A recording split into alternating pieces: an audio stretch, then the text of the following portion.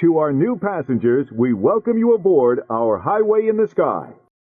Hey everyone, welcome to What's Up, and thank you so much for tuning into our very first episode. I'm your host, Jillian. And I'm your host, Bree, and together we are What's Up. It goes without saying that Walt Disney has captivated the hearts of so many, from his early animations to his biggest dreams for a more connected future. This podcast really aims to get into the magic and those unforgettable moments that make Disney so special.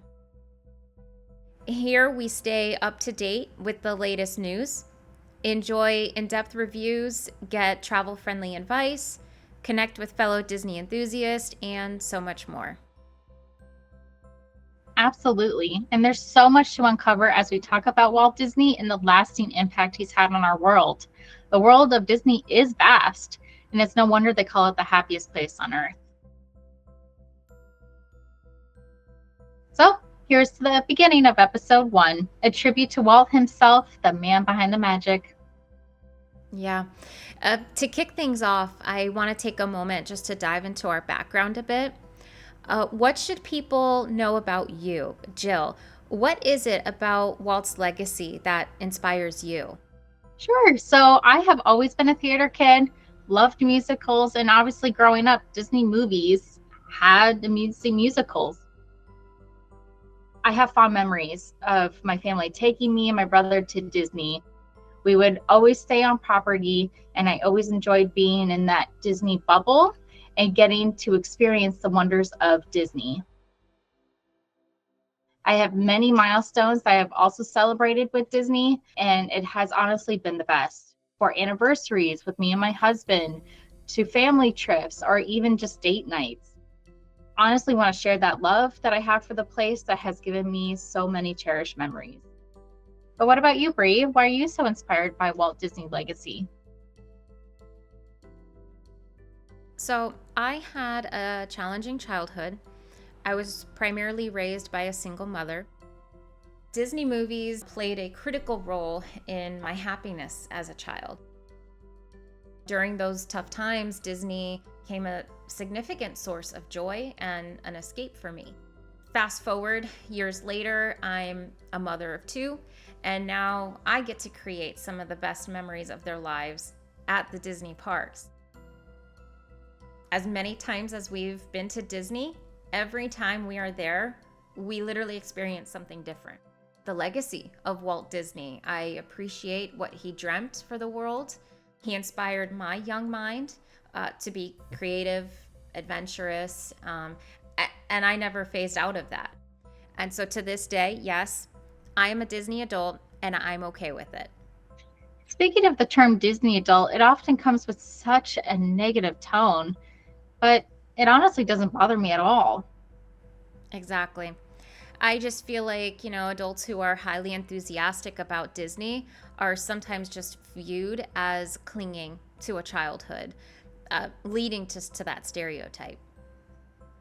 Yeah, absolutely. And I think it's just the enthusiasm for Disney that seems off-putting to those who don't share that same level of interest.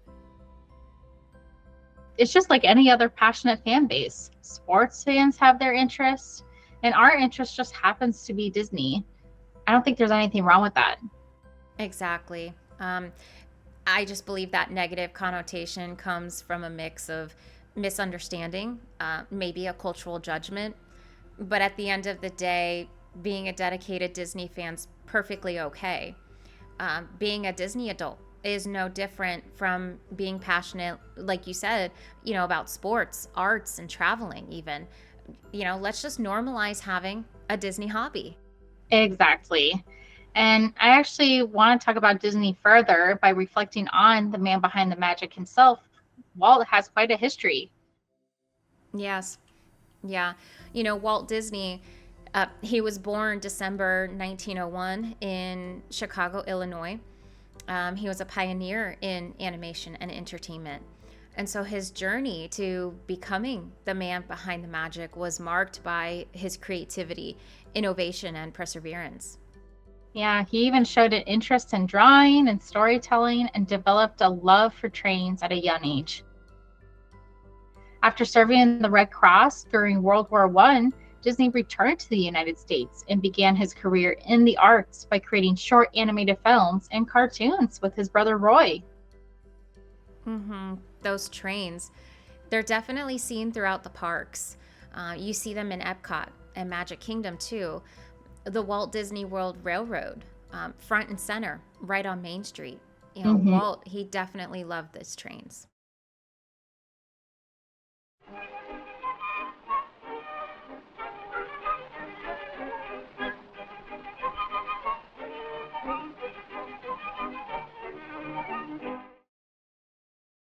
The first successful Mickey Mouse cartoon, Steamboat Willie.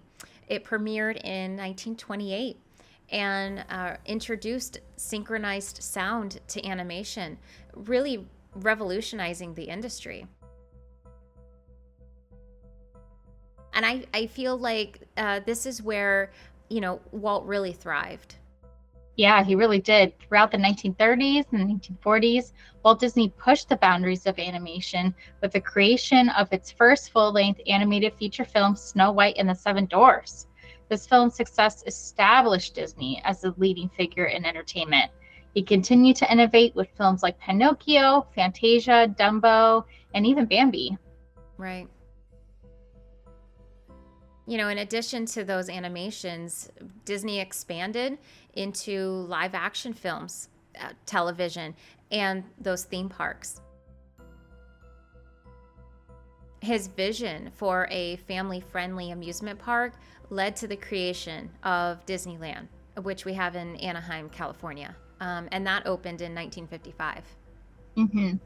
Walt Disney's legacy is seen not only in a global empire that Walt Disney Company has become, but also in his lasting impact on animation, entertainment, and pop culture. Right. And so, fun fact. Okay. Did you know that Walt holds the record for the most Academy Awards won by an individual? Really? Yeah, get this. So he had 22 wins with 59 nominations. That's a lot. Totally true. That's so cool. Right. And that just shows that Walt Disney was a visionary dreamer, and we all can see that. And I actually want to dive deeper into one of his dreams, which was the dreams for his parks. Break time! Yeah! Finally!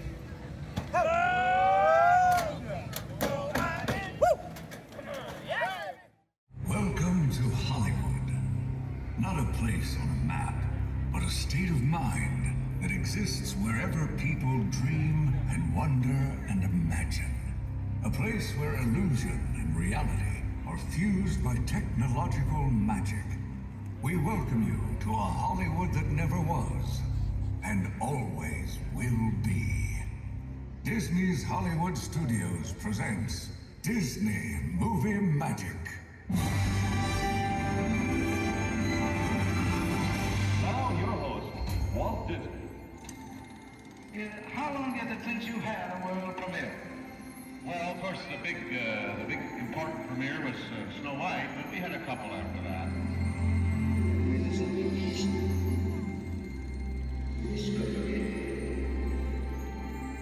I feel what you have here. All happened before. Every laugh, there must be a tear somewhere. Unbelievable.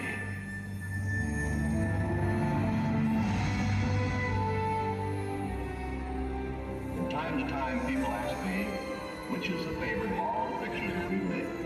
Well, it's the one that you're going to see right now.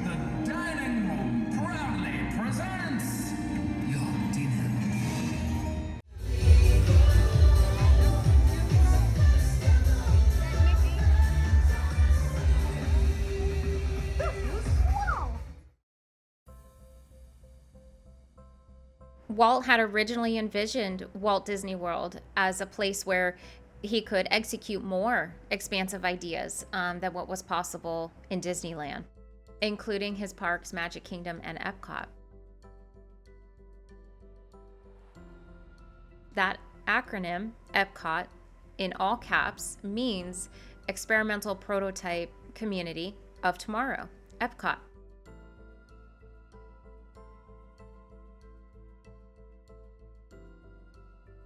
Which Walt described himself as a living blueprint for the future.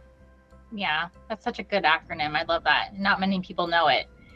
And the original park, similar to Disneyland in California, Magic Kingdom features iconic attractions like Cinderella's Castle, Space Mountain, Pirates of the Caribbean.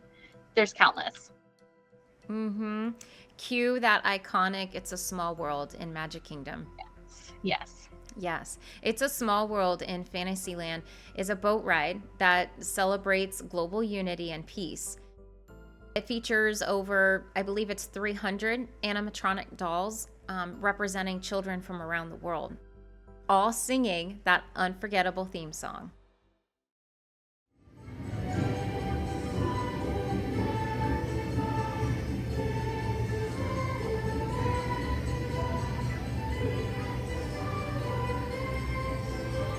And so unforgettable, I think it's going to be in my head all weekend.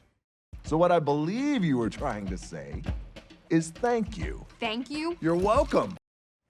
And yes, It's a Small World is always spelled without capital letters. Here's why. The idea that the lowercase letters reflect the attraction's theme of simplicity, unity, and childlike innocence. And so those lowercase letters help convey a gentle, approachable tone that aligns with the message of global harmony. And I love this detail about the ride. You know, sometimes it's all about the little things. It really is. It's such a cute detail.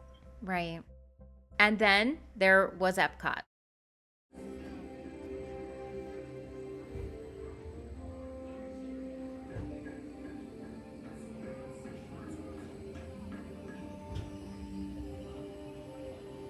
This unknown Egyptian pounding reeds flag is inventing papyrus, a sort of paper. Papyrus in turn creates better record keeping, plans, designs, and unfortunately... Yes, our beloved EPCOT. In the 1960s, Walt Disney began planning his most ambitious project, which was that revolutionary concept called EPCOT, or as you mentioned before, Experimental Prototype Community of Tomorrow. Unfortunately, Walt would not see this project to completion, but fortunately, his brother Roy carried out Walt's vision. And for all the Disney fans out there, Walt Disney World did open in 1971, fulfilling part of Walt's dream. So to you, Roy, we thank you. EPCOT is known for celebrating innovation, technology, and global culture. It features international pavilions that highlight different cultures, food, and traditions. This is the thing I enjoy most about the park. It's that unity and the harmony of the countries. By far, the Food and Wine Festival, to me, it's the best time to visit. EPCOT's Food and Wine Festival showcases global cuisine with, food booths, live entertainment, and offers cultural experiences.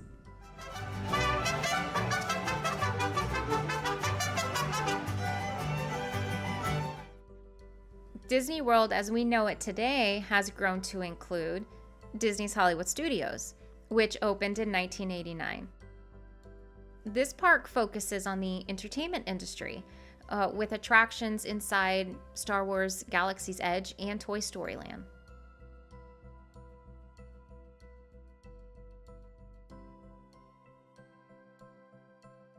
Yeah, and then came Disney's Animal Kingdom, which opened in 1998. It's the largest theme park in the world that's dedicated to nature and conservation, with the ever-popular Pandora, the world of Avatar. Walt Disney World continues to evolve, adding new attractions and experiences that we see coming to life today. It remains testament to Walt Disney's imagination and a vision for a place where families can go to create magical memories together.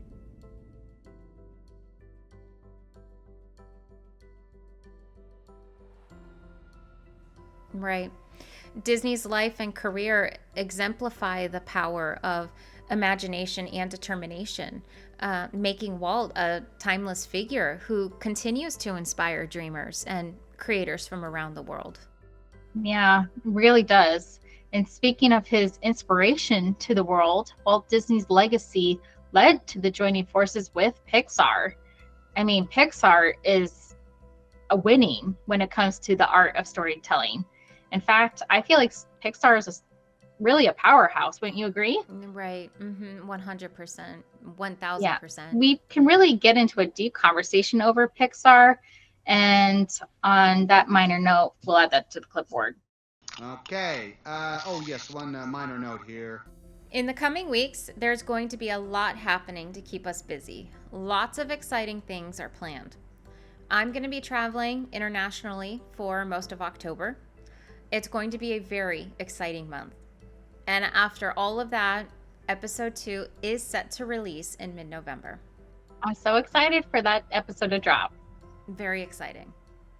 Well, for more related content in the meantime, be sure to follow A Jillion Ways on Instagram. Thank you all for listening in, and stay with us right here on What's Up Wonderland.